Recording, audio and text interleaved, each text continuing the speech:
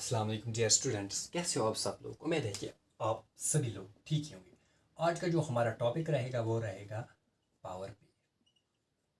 इससे पहले हमने वर्क भी पढ़ा, एनर्जी पढ़ा, हमने सब डिस्कस किया उसके बारे में, ठीक है। तो काइनेटिक एनर्जी पढ़ी, पोटेंशियल एनर्जी भी पढ़ी, सारा कुछ पढ़ा। तो फाइनली हम पहुंच गए किस पे, पावर पे, ठीक है। सो हम आज पावर के बारे में डिस्कस करेंगे, ठीक है। तो पावर को डिस्कस करने से पहले हम थोड़ा किस पे जाते हैं, पावर की डेफिनेशन पे। अगर हम पावर की डेफिनेशन पे आते हैं, पावर की डेफिनेशन क्या है। सिंपली बहुत सारों को पता ही होगा कि पावर की डेफिनेशन क्या है। Power is defined as the rate of doing work. Power is defined power is defined as the rate of doing work, ठीक है। सो ये आप कैसे समझोगे। मान लो फॉर एग्जांपल, अगर एक पर्सन यहाँ पे है, ऐसे आप समझो एक पर्सन है यहाँ पे, ये ओल्ड पर्सन है, ठीक है। ये ओल्ड पर्सन है, ठीक है। ओल्ड पर्सन है, ओल्ड पर्सन। और यहाँ इसी के साथ एक यंग पर्सन है, एक यंग पर्सन है, यंग पर्सन। ऐसे आप समझो इन दोनों को हम काम देते हैं, ठीक है। अगर हम ओल्ड पर्सन की बात करेंगे, ओल्ड पर्सन को काम करने में 10 सेकंड्स लगते हैं। कितने? 10 सेकंड्स लगते हैं। और यही काम ख़त्म करने में इस यंग मैन को कितने लगते हैं? Time 5 seconds. तो ज़्यादा टाइम किसको लग रहा है? ओल्ड पर्सन को। कम टाइम यंग पर्सन को, ठीक है। क्यों? यंग पर्सन एनर्जेटिक है, इसके मीन्स इसके पास ज़्यादा पावर है, इसके पास ज़्यादा एनर्जी है। और ओल्ड पर्सन की थोड़ा पास मतलब कम एनर्जी है, सो मीन्स इसके पास कम पावर है। So that is why I define here that power is defined as the rate of doing work. So from this example, it is obvious that the rate of doing work, the young man is more than that of the old man। क्यों? इसको ज़्यादा time लगा, इसको कम time लगा, ठीक है। तो I hope कि आपको ये समझ में आया कि पावर क्या होता है, ठीक है। अब अगर हम मान लो फॉर एग्जांपल, अब मैं डायरेक्ट लिख सकता हूँ that's power is equal to rate of doing work, rate of doing work, ठीक है। सो मैं ऐसे भी लिख सकता हूँ that's power is equal to work done divided by time taken. मान लो फॉर एग्जांपल, अगर एक एजेंट को if an agent does a work W in time T, ठीक है, then power is given by that's P is equal to W को हम work done को किस W से डिनोट करते हो, टाइम को T से। तो यहाँ पे हमें एक रिलेशन बन गई, ये आपको याद रखना है कि power is equal to W divide by T, ठीक है। Where W is a work and T is a time, P is a obviously power, ठीक है। Now remember, whenever work is done, an equal amount of energy is consumed. So whenever याद रखना, whenever work is done, an equal amount of energy is consumed। ये आप उसमें भी समझोगे कि इसमें law of conservation of energy में भी, वो हम आगे पढ़ेंगे, लास्ट टॉपिक है इसका, ठीक है। तो उसी में आपको समझ में आ जाएगा equal amount of energy consume कैसे होता है, ठीक है। जब भी फॉर एग्जांपल एक मतलब कोई काम करते हैं तो equal amount of energy consume होता है या यूटिलाइज होता है, ठीक है। सो इस हिसाब से अगर हम देखेंगे power, so that means power is equal to energy consumed. कितना एनर्जी हम कंज्यूम करेंगे, consumed divided by time taken, ठीक है। Energy consumed divided by time taken, ठीक है। So I can also write that's P is equal energy, किसे हम E से डिनोट करते हैं, डिवाइड बाई टाइम। तो हम पावर को ऐसे भी डिफाइन कर सकते हैं, power is equal energy divide by time. So जहाँ पे वर्क है वहाँ पे एनर्जी भी होगी, ठीक है। क्यों? ये तो हमने ऑलरेडी वीडियोस में देखा है, जितना वर्क होता है फिर इतना एनर्जी कंज्यूम होता है, ठीक है। दस वी कैन से पावर, यहाँ से हम मतलब ऐसे भी हम डिफाइन करते हैं कि power is the rate at which the work is done, और एनर्जी इज कंज्यूम्ड, और एनर्जी वर्क डन और energy is consumed.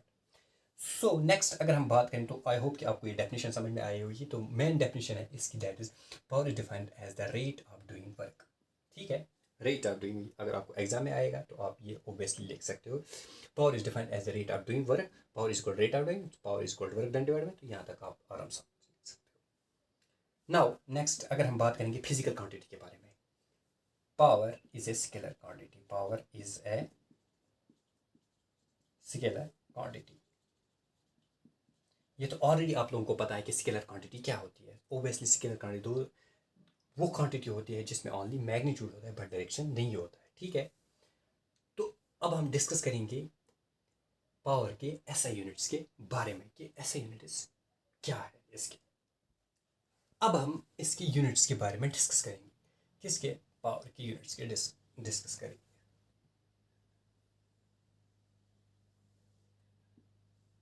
Most important है। ठीक है, यूनिट्स ऑफ पावर, यूनिट्स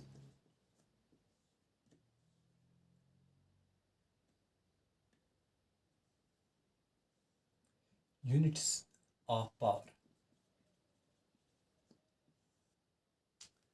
अगर हम एसआई यूनिट की बात करेंगे किसकी, पावर के बारे में, तो मैं यहां पे लिख सकता हूं SI unit of power is, हाँ मोस्टली बहुत सारे लोगों को पता होगा कि पावर का ऐसा यूनिट क्या है, that's watt, that is what, जो हम किससे डिनोट करते हैं, डब्ल्यू से। ठीक है, जो हम करते हैं डिनोट डब्ल्यू से। ठीक है, अगर हम इस इक्वेशन, इस रिलेशन को देखेंगे फ्रॉम, इस हिसाब से देखेंगे, that's P is equal to W divide by T. ठीक है, और I can write here power का ऐसा यूनिट क्या है, that's watt, that's means 1 watt is equal to work का ऐसा यूनिट क्या है, joule, that's 1 joule divided by 1 second.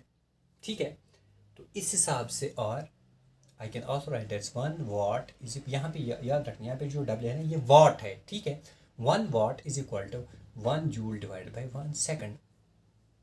याद रखना, जो वाट है ना, it's an important unit of power since it is used in electrical work.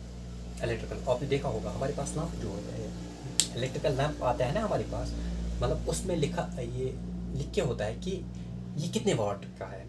तो उस हिसाब से अगर हम देखेंगे तो इसमें कितनी एनर्जी कंज्यूम वो करता है फिर। ठीक है, मान लो फॉर एग्जांपल हमारे पास 60 वाट आता है एक बल्ब। ठीक है, तो that means 60 joules divided by 1 second, तो मीन्स वो कितना एनर्जी कंज्यूम करता है, कितना एनर्जी कंज्यूम एक सेकंड में कितना वो करता है, दैट इज 60 जूल्स, दैट्स उसको हम बोलेंगे। तो वहाँ पे उसके बिलिप के नीचे लिखा होता है 60 वाट।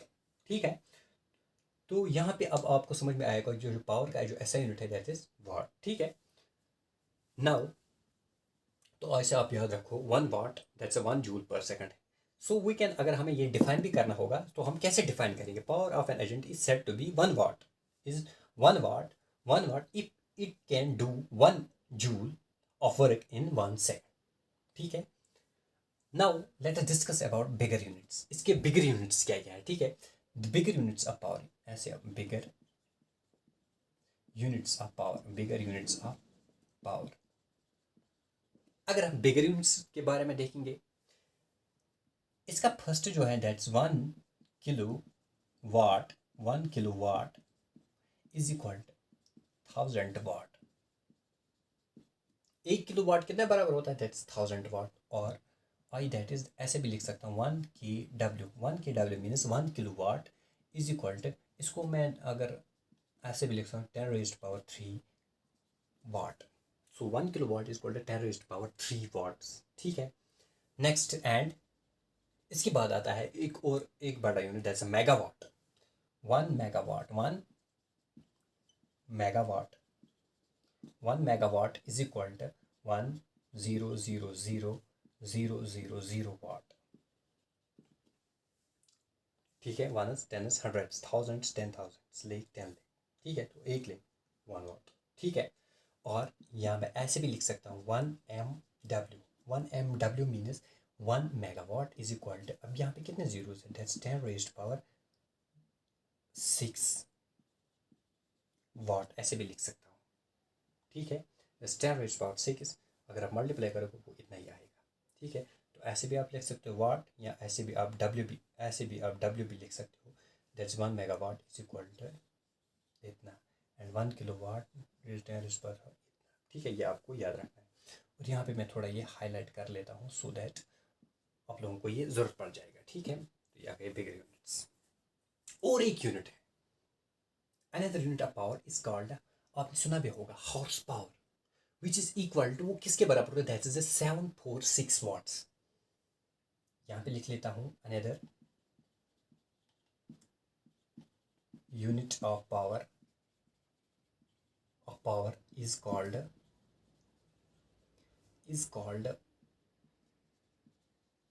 Horse power. देखा होगा, सुना भी होगा बहुत बार। इसको यूजुअली हम डिनोट करते हैं किससे, HP से। HP मीन्स हॉर्स पावर, ठीक है, विच इज इक्वल टू, या ऐसे भी लिख सकता हूँ 1 हॉर्स पावर, याद रखना आज से, 1 हॉर्स पावर कितने वाट के बराबर होता है, 746 वाट्स के बराबर, ठीक है। और 1 HP, ऐसे भी आप सिंपल डिनोट कर सकते हैं, that's 1 HP is equal to 746 watt. So आप लोगों को ये रिमेंबर रखना है कि, ठीक है, जो ये यूनिट है ये जो लास्ट पे हमने डिस्कस किया है 1 horsepower, this unit is use to describe the output of automobiles. जैसे हम फॉर एग्जांपल गाड़ियाँ वाड़ियाँ मोटर बाइक्स होते हैं ना, उसमें 1 कितने HP का होता है, ठीक है। तो उस वहाँ पे ये मतलब उसकी ज़रूरत पड़ जाती है, ठीक है। बहुत सारे लोगों ने, आपने जैसे हमारे पास बहुत सारे मतलब मोटर्स भी देखे होंगे कि कितने HP का होता है, दैट मीन्स 1 HP कितने बराबर, तो फिर उस हिसाब से अगर 2 HP तो इसको मल्टीप्लाई करो 2 से, तो फिर वही आ जाएगा वाट, ठीक है। तो आप लोगों ने देखा है जो ऐसा यूनिट है किसका, पावर का, दैट्स अ वाट, ठीक है। वाट जो है is important unit of power since it is used in electrical work, ठीक है। The power of electrical appliance tells us the rate at which electrical energy is consumed. ये आप लोगों ने यहाँ पे देखा है कि मतलब कैसी ये एनर्जी, अगर 1 watt that is equal to 1 joule divide by per second, ठीक है। सो मैंने आप लोगों को अभी देखा है, अगर एक बल्ब होता है हमारे पास, उसमें मतलब 60 वाट का होता है, कितना होता है 60, दैट मीन्स उसमें कितना एनर्जी कंज्यूम करता है, 60 joules per second, means 1 second में वो कितने जूल्स करता है, दैट 60 सेकंड। सो फिर यहाँ पे आप लोगों ने देखा कि बिगर यूनिट्स क्या क्या है, एक तो किलोवाट, फिर मेगावाट, फिर हॉर्स पावर भी, ठीक है। 1 किलोवाट में कितना होता है, दैट्स 1000, फिर इक्विवेलेंट दैट्स 1 लाख, ठीक है। तो वो ऐसे भी हम 10⁻⁶, ठीक है। या another units of power that's called horse power, 1 HP किसके बराबर होता है, दैट्स 746 वाट्स, ठीक है। ये आपको याद रखना है ये, ठीक है। मोस्टली एग्जाम्स में आता है कि मतलब 1 किलोवाट कितने वाट्स के बराबर होता है, या 1 मेगावाट कितने वाट्स, या 1 HP मतलब 1 हॉर्स पावर कितने वाट्स बराबर होता है, ठीक है। तो आई होप कि आप लोगों को ये सारा समझ में आया होगा कि पावर क्या होता है। सिंपली आपको बस आगे यही याद रखना है कि पावर जो होता है that's the rate of doing work, simply, ठीक है। तो एग्जाम्पल से मैंने समझाया आपको कि, ठीक है, जब वर्क हुआ तो equal and amount of energy consume हो जाएगा, ठीक है। तो ऐसे भी हम फिर डिफाइन करते हैं power is equal to energy consumer divide by the time, ठीक है। सो ये भी आपने अब समझा कि पावर क्या है, ऐसे से क्या करते हो। यूनिट्स भी आ गए आपके, तो मैंने इसका यूनिट है दैट्स द वाट, ठीक है। ये आपको याद रखना है। सो आई होप कि आप लोगों को ये सारा समझ में आया होगा। तो बस आप लोगों को थोड़ा असाइनमेंट भी डालता हूँ। तो बस आज के लिए इतना ही, इंशाल्लाह नेक्स्ट डिस्कस करेंगे इसके न्यूमेरिकल्स पे, पावर्स के न्यूमेरिकल्स पे, ठीक है। तो फिर लास्ट पे इसका जो टॉपिक रहेगा that will be on law of conservation of energy, most important topic है वो भी, ठीक है।